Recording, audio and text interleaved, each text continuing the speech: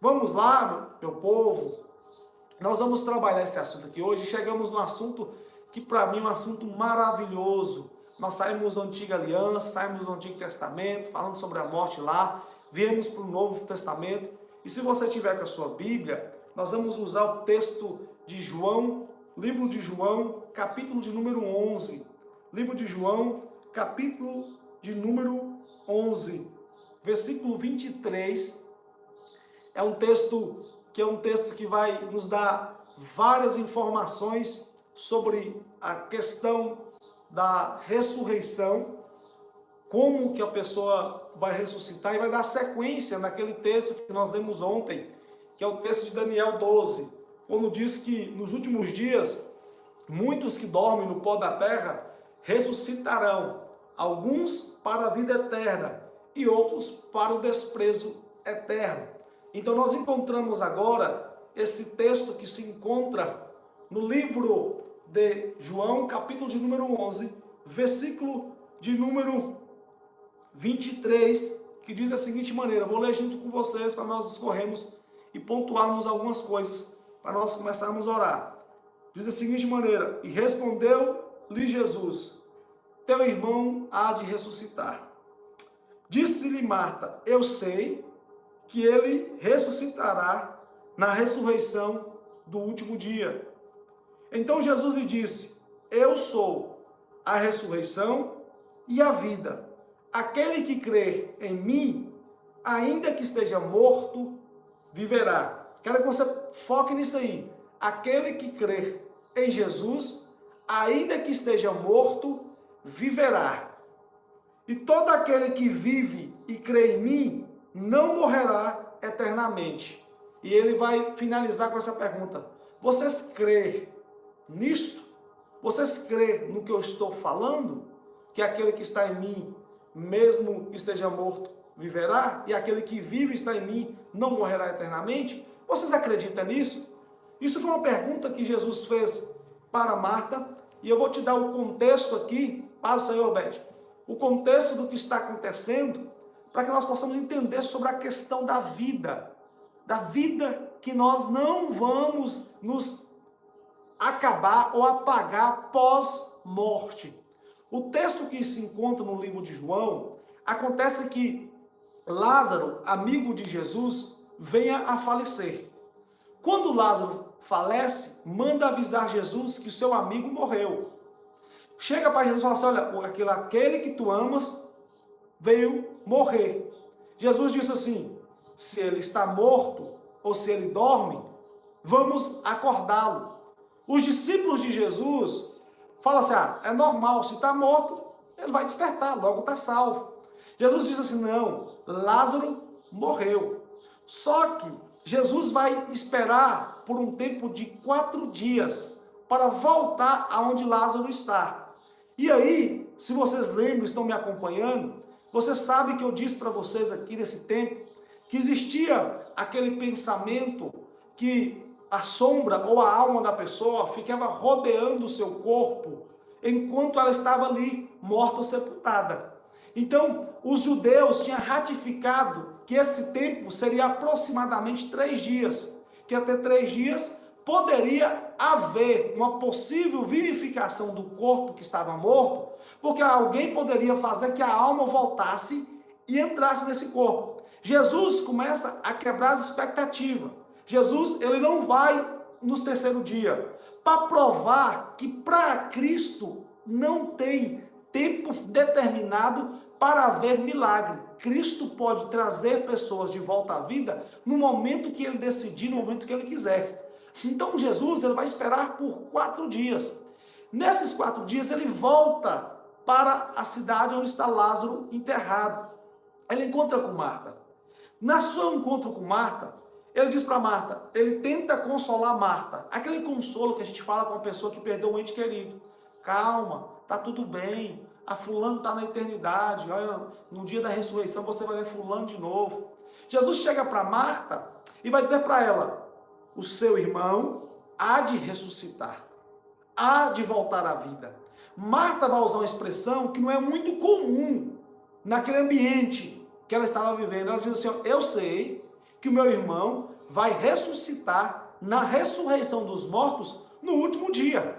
E aqui eu quero te dar uma informação. Você que está me vendo e está me acompanhando nesse quesito que nós estamos trabalhando. Qual a informação? Primeiro, eu falei para vocês ontem que esse quesito de ressurreição de vida, voltar de novo à vida, voltar de novo a uma ressurreição, não tinha essa palavra ressurreição no Antigo Testamento. Não existia essa palavra lá, que o texto que nós tínhamos que usar, o texto de Daniel capítulo 12, versículo 2, que havia uma possibilidade de que aqueles que estavam no pó ressuscitaria.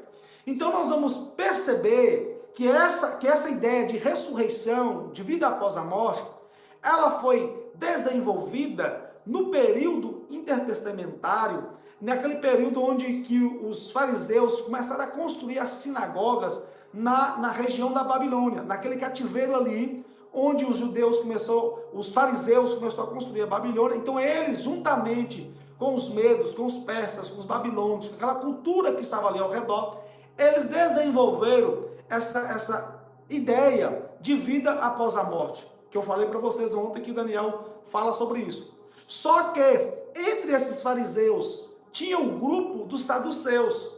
Os saduceus, eles não acreditavam na vida após a morte. Os saduceus não acreditavam na ressurreição. Esses saduceus, eles defendiam somente a Torá, somente a lei de Moisés. A Torá é aqueles 5 primeiros livros da Bíblia, de Gênesis a Deuteronômio. Eles acreditavam que a pessoa morreu, acabou. Então, havia-se esse contraste entre os saduceus e os fariseus. Saduceus dizia, não existe ressurreição.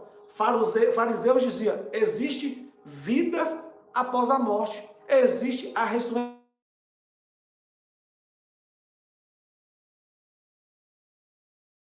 Foram influenciadas por essa visão dos fariseus, dessa ressurreição. Então, quando Jesus diz para ela, olha, o teu irmão há de voltar à vida, ela já logo solta para Jesus, eu sei que ele vai ressuscitar nos últimos dias.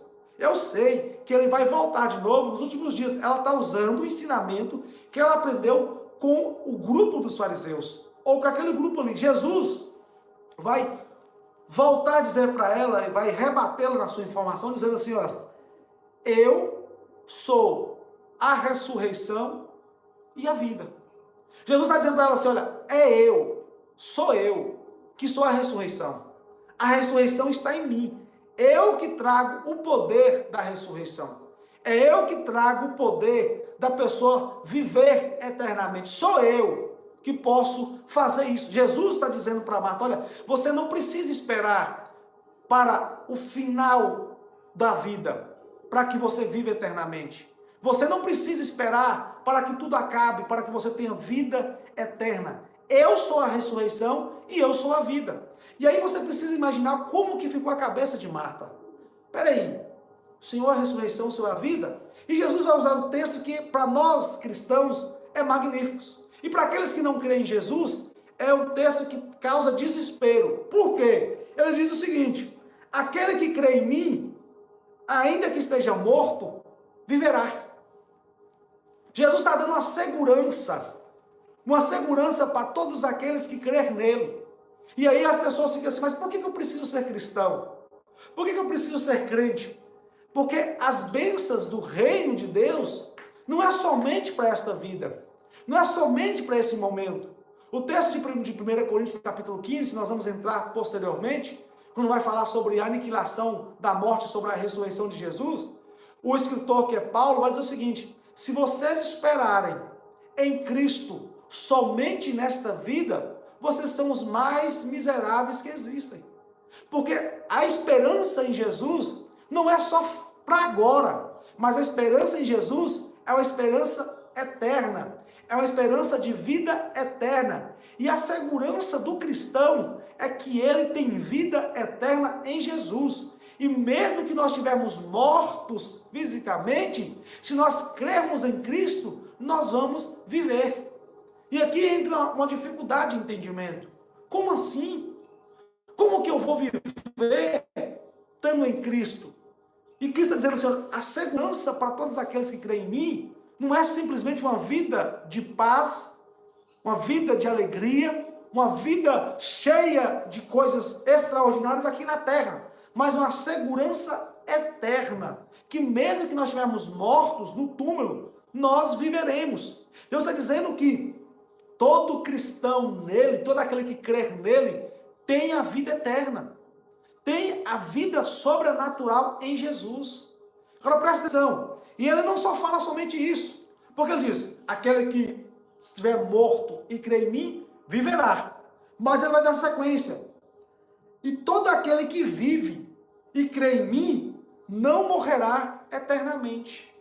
Você é alguém que vive, que está vivo e crê em Jesus? Você é alguém que está me assistindo aí? Você crê verdadeiramente em Jesus? Ô pastor, mas eu não sei o que é crer. Crer é você acreditar e os seus atos começam a mostrar que você verdadeiramente creu em Cristo. Se vocês lembrarem, um dia que eu falei sobre as obras de justiça, que neutraliza a vivência do pecado para viver a vida e a mudança em Cristo. Quem crê anda com a vida totalmente devotada em Jesus. Então ele vai dizer o seguinte, olha, aquele que está morto, que crê em mim, viverá. Beleza. Mas vocês que estão vivos e creem em mim, não morrerá eternamente. Jesus está pegando um grupo, um globo inteiro. Ah, pastor, eu tive um ente querido que morreu. Ele cria em Cristo. Verdadeiramente ele era devotado ao reino de Deus. Se a pessoa que padeceu crê em Cristo, tem a vida eterna. Você vai encontrar com ela na eternidade. Mas se você está vivo, crê em Cristo, você não morrerá eternamente, mas viverá de forma eterna. Eu quero dizer para você, cristão, ou homem, mulher de Deus que me assiste nesta manhã, você tem que ter uma vida e viver com convicção que você não é qualquer pessoa. Você é alguém que já carrega em você a eternidade. Você é alguém que vive eternamente, ainda nesse plano, ainda nesse momento, neste mundo que temos várias coisas que podem acontecer. Nós podemos adoecer, nós podemos desenvolver algum tipo de enfermidade, nós podemos sofrer algum tipo de acidente, mas nós temos uma convicção e uma certeza. Qual convicção? Qual certeza? Nós vivemos eternamente. Nada pode nos abalar porque nós temos a vida eterna.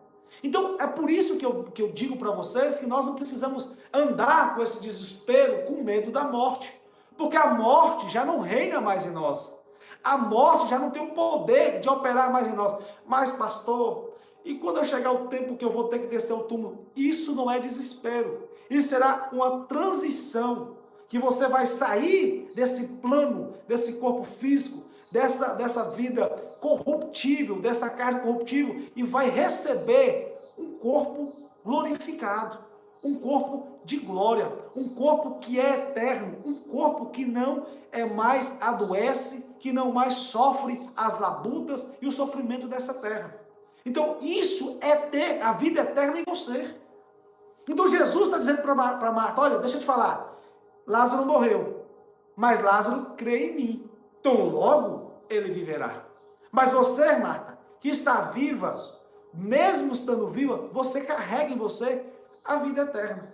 Então Jesus ele vai pegar algo que não estava desenvolvido no Antigo Testamento, não estava desenvolvido na Antiga Aliança, e ele vai trazer à tona agora. Ele vai dizer assim, olha, verdadeiramente existe uma vida após a morte. Verdadeiramente todos aqueles que creem em mim viverão eternamente. E se porventura estiverem mortos aqueles que creem em mim, logo viverão. Eles ressuscitarão, não somente no último dia, mas quando eu voltar, eu trarei de volta a vida. E o que Jesus vai fazer é para mostrar para Marta que o poder dele de trazer pessoas de volta à vida não está condicionado a apenas 3 dias, como o Antigo Testamento mostrava, ou como figurava o Antigo Testamento. E aí ele vai até Lázaro no 4º dia. Quando ele chega no 4º dia, até o 3º dia, como eu disse para vocês, havia a possibilidade de a alma estar rodeando a pessoa. Então seria, o que seria? Apenas um milagre, como Eliseu fez, como Elias fez no Antigo Testamento. Trazer a vida. Mas o que Jesus está querendo ensinar é, olha, o meu poder, ele executa de forma sobrenatural. Então Jesus vai chegar na porta do túmulo, vai mandar tirar a pedra, estava trancafiado Lázaro dentro, e vai dar ordem: Lázaro, sai para fora. Lázaro escuta a voz de Jesus e vem para fora. E presta atenção, Jesus diz, no próprio livro de João, que todos aqueles que ouvir a sua voz, que as ovelhas dele ouvem a sua voz e o seguem.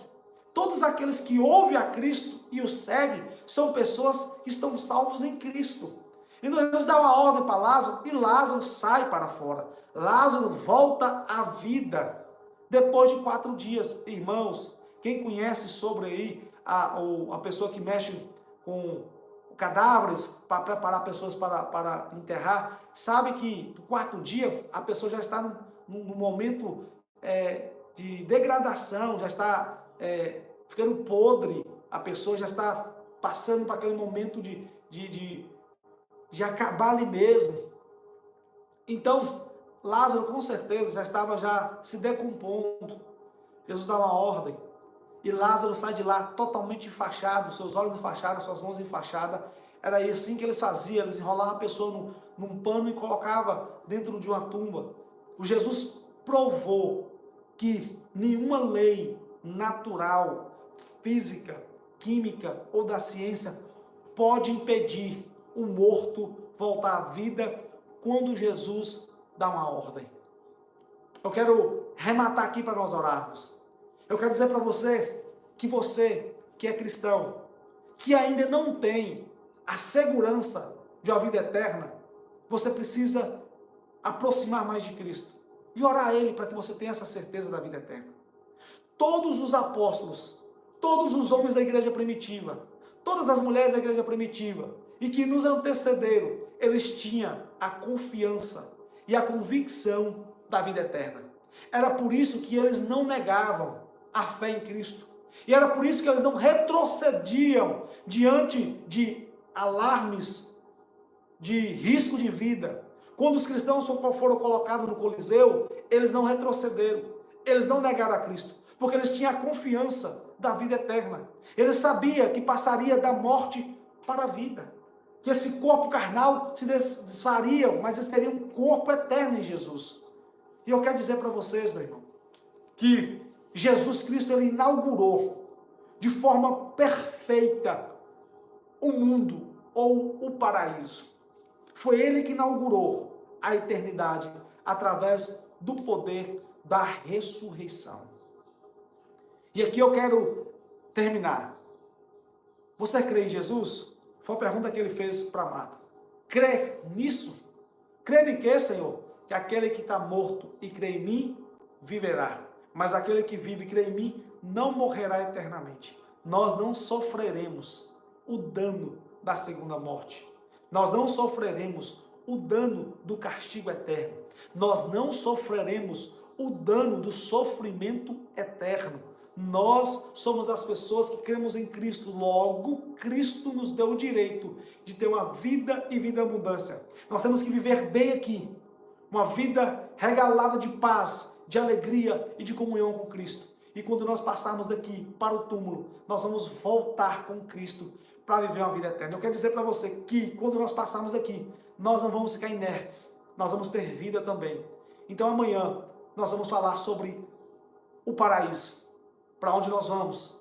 Com a certeza que nós voltaremos de volta à vida. Amém, meu irmão?